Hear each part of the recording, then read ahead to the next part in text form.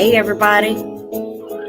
Hey, welcome to the Midday Moment. Hi, replay people. I heart you. Get my heart together. I heart you.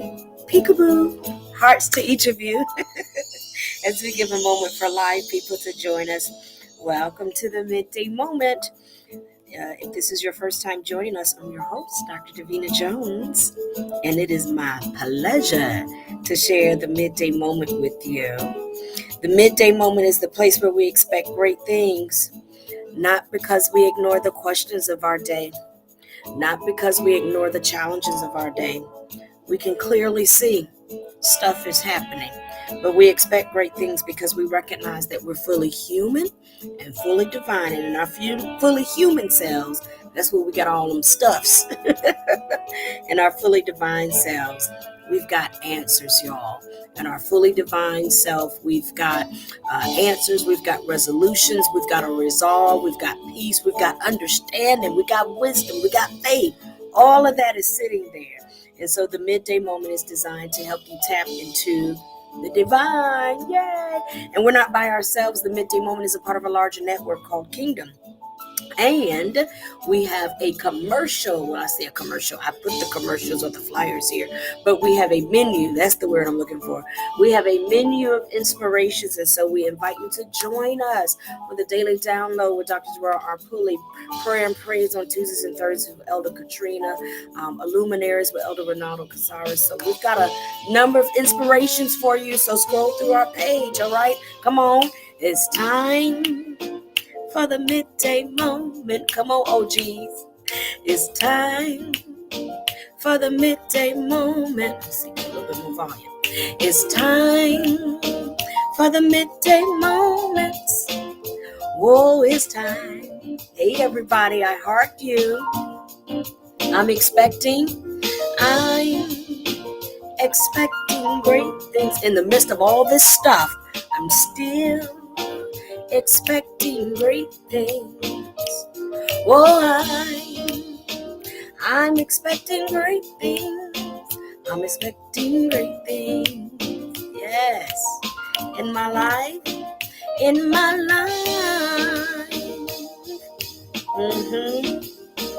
I'm expecting great things.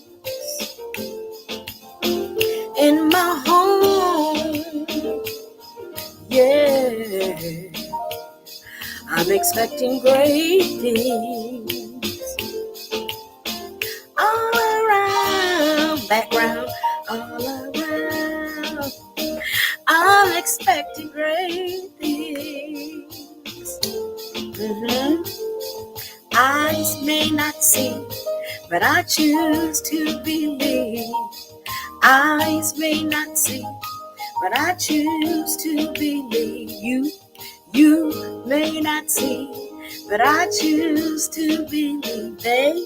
They may not see, but I choose to believe. I believe in great things. Yay! Awesome. All right, everybody say thank you, theme song. Thank you, theme song. And theme song says, you're welcome. All right, everybody, let's jump in. So we are in the midst of, officially, we are entering into our Lenten season. And this year, our Lenten season theme is the keys to the kingdom. And so many of you that are a part of our entities, our affiliates, officially, you perhaps already have access to our journal. And I hear that they were mailed out. So it's a little journey going on with the mail, but perhaps you already have them. If not, they're coming. And those of you that desire to have a copy because you maybe hadn't ordered one, or you may not be a part of one of our affiliates, that's okay. We can still share. And so email our author here, Dr. Pulley, at doctorpulley at gmail.com. and they will be able to tell you how you can get a copy of the book, and what the cost is. Okay, and so we are journeying in this book, and we're only on day 3, and I'm already soaking it in. I mean, I am taking it in. This plus all of the other opportunities we have. Got a chance to hear the daily download this morning, and oh my goodness, yesterday and this morning is something. So, in the daily download, we are journeying through First Samuel. All right. So I encourage you to go and get that. Matter of fact, I gotta come back and share it. Okay. I'm still full off of that. All right. So day 2. So this week we've really, part of the kingdom as we get ready to study the 12 keys of the kingdom. We're not yet on key 1 or key 2. We're building up into it. So we're looking at the foundations of the teachings, the foundations of establishing a kingdom, the foundations of this pattern, the pattern that we have, the pattern that says it's a pattern that we follow. We believe that Jesus, who we know to be Jesus, shows us a pattern. In the Testament, individuals they looking for the pattern. They trying to get it. They got the 10 commandments and stuff. They trying to get it. And Jesus comes to say, okay, let me show you. All right. And so I felt like Shepherd Mother just then. Let me show you. So Jesus shows us this pattern, shows us how to embrace, see, conceptualize kingdom. And so we're looking at these foundations that we can see in the life of who we know to be Jesus, so that we can experience kingdom. Kingdom is our way of alluding to abundant living. I wish above all things that you prosper and be in health as your soul prosper. That's not what I was looking for. What I was looking for, I came that you might have life. That's what I was looking for. John 10:10. I came that you might have life and have that more abundantly. And so as we express kingdom, a way of talking about kingdom is about how you experience that abundant life. Some of you have heard the verbiage that we've used. Kingdom comes from 2 words: king's domain. And so as we prepare to share the keys of the kingdom, it's a way of helping you to establish your domain. You are your own king, people. Yeah, you. And you've been assigned to a domain. You've been assigned you've been assigned and ordained to do certain things, to express and manifest certain things very uniquely in the earth. We all have been given the opportunity to express health, harmonious relationships, and wealth. And yet there are certain things that you've been assigned to express and manifest in the earth. And so the keys to the kingdom help you to unlock what is sitting there in your domain, in your house, okay, in your orbit, all right, in your sphere of influence, all right. And so as we build up to the study of the keys, we're looking at these foundations, and the keys to the kingdom are really about balance. It's about balance. And so I'm growing into that understanding and sharing these reflections with you as I grow into the understanding, all right. So yesterday we we were looking at the balance of awareness in adolescence, and I gave you the subtitle Information Technology, IT, because a part of the reading yesterday was seeing Jesus at the age of 12 coming into this awareness that, ooh, I'm feeling myself. I know I'm called. I know I got some juices flowing. And as much as you feel yourself, you still have to complete adolescence. You have to complete a process. And so the I in information technology was for, it takes 9 months to have a baby, no matter how pregnant you are. All right. If you've been ordained to carry this baby to full term, then there's a process for that. And so Jesus had to go on back home and complete the process, no matter how pregnant he felt himself being. That's a lesson for us. All right. And the T was for technology, or actually it was for teaching, that every teacher needs a teaching. So Jesus had to go back home and finish being raised, finish being taught by his parents. So that was, understanding the balance between awareness and adolescence. Today, we're looking very specifically at the balance between learning and teaching. And so in today's reading, even though I use teaching, every teacher needs a teacher yesterday, we're going to build on that today. Yes, every teacher needs a teacher. And so you're always in the process or living the balance of learning and teaching. I know you've been teaching for up 10 years, but you still benefit from having a teacher, no matter how much of a teacher you are. So we're going to carry that into today. All right. And so I'm going to carry that into today by reflecting on the why. Why does every teacher need a teacher? Because in this particular background reading for today, because you get a chance to read it and then I reflect on it here. All right. So in the background reading today in the scripture, you read that John has been teaching. He's been out here doing his thing. John got tenure. Okay. John has tenure. John has been out here. He got his camel's hair going on. He got his locust, the girdled about with his locust or whatever, his little skirt. He eating wild honey and locust. John got tenure. John got skin in the game. All right. And John is teaching and preparing everybody that, hey, there's some understanding that's coming. Get ready, because there's a new wave. There's a new wave of understanding coming. There's a new opportunity to expand your consciousness, and it's coming. This is what John is saying. And so Jesus appears. And when Jesus appears, John recognizes that, hey, this is that new understanding that I've been talking about. This is the new expansion of consciousness that I've been talking about. I recognize it. And so, which is really interesting because their mothers are cousins, which means that they're cousins, that they're related. And you would think that they would have had some connection, but within this time frame of growing up. Nonetheless, cousin sees cousin, John sees Jesus, and is like, that's it. You are the one. And so when it comes to being baptized, Jesus says to John, baptize me, be my teacher. And John's like, I can't be your teacher. I can't be your teacher. He was like, yes, baptize me. Let me have this experience with you, because I am both teacher and student. I am both teaching and learning. And that is a lesson for us, that we are both teaching and learning. Now, again, why does every teacher need a teacher? Why is it that we're saying you're both teacher and learner? Why do you still need a teacher even though you're a teacher?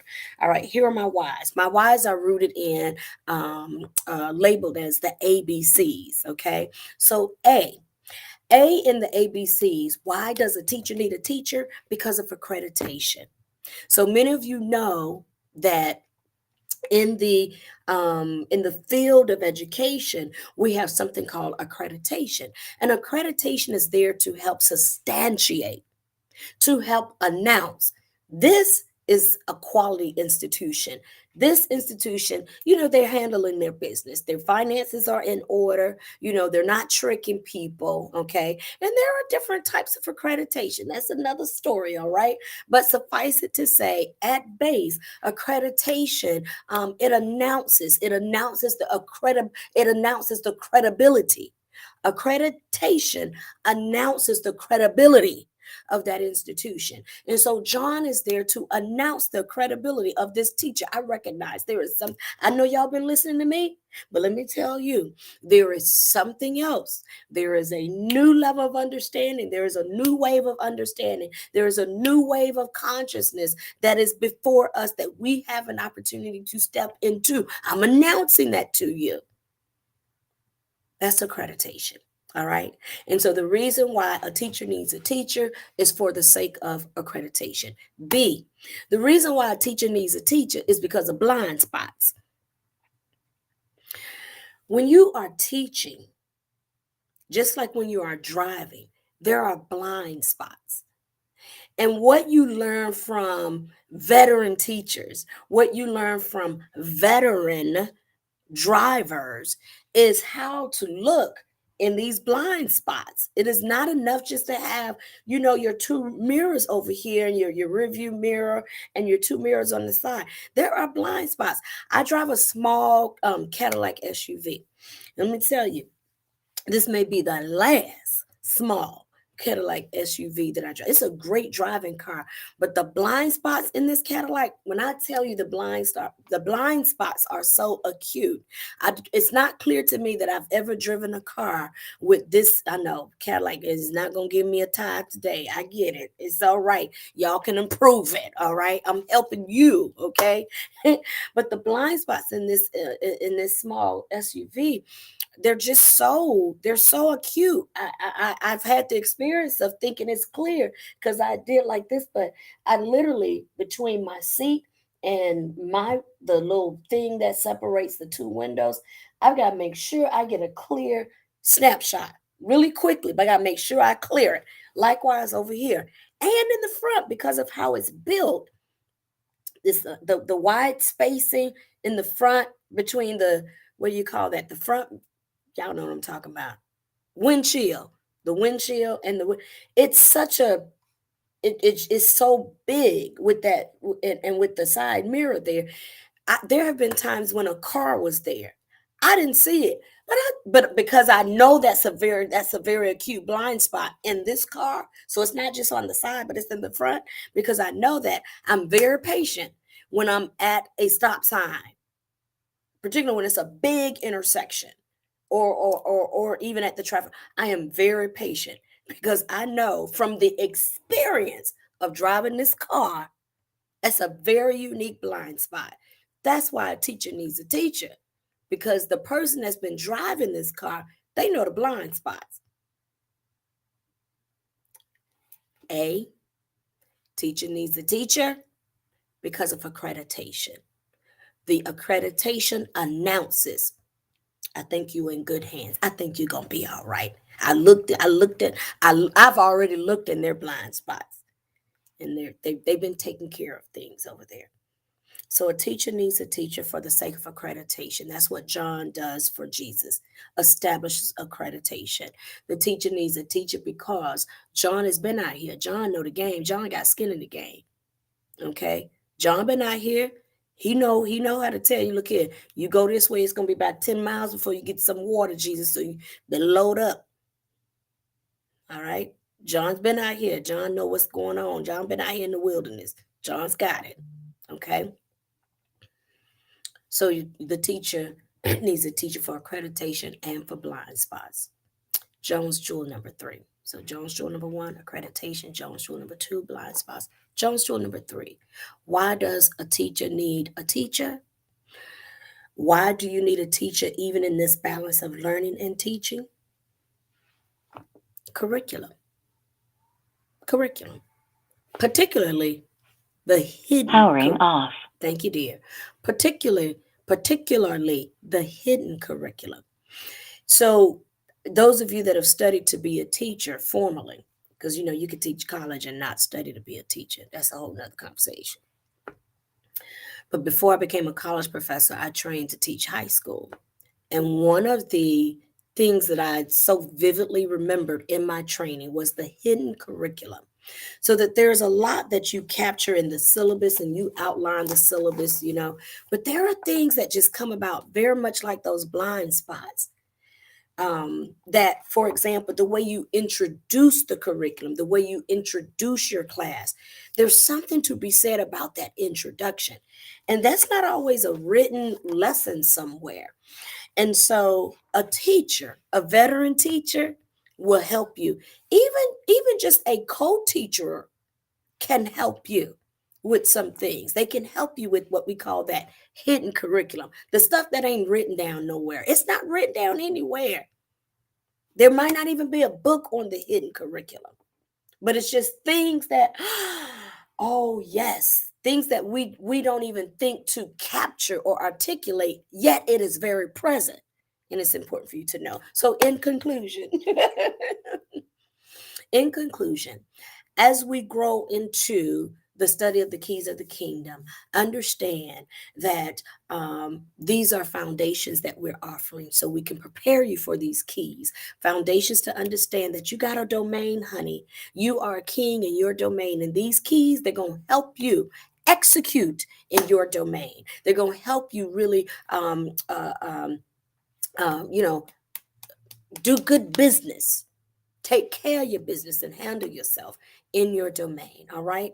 And a huge part of you being able to work with these keys is to understand balance. And so that's why we've been looking at balance here, even in day 3, looking at the balance of learning and teaching. All right. You got this. You got this. Remember, every teacher needs a teacher, because that teacher offers accreditation, gives you information about your blind spots, and shows you the curriculum, particularly speaking, the hidden curriculum. Those are your ABCs today, y'all. I love you. Gotta go. I love you. God bless you and God be you. Take care, everybody. Mwah.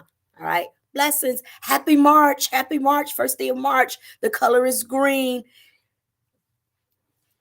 Green.